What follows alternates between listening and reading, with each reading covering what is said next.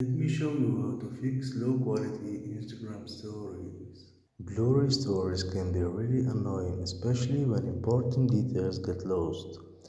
This can happen whether you are uploading a story or watching someone else's.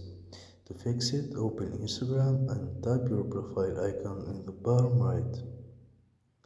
Then tap the three lines at the top right. Scroll down and find data usage and media quality.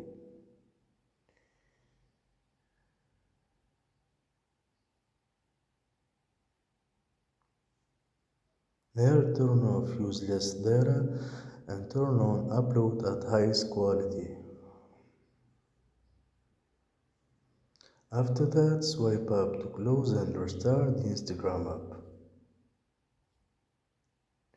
Once you reopen it, your stories should upload in much better quality.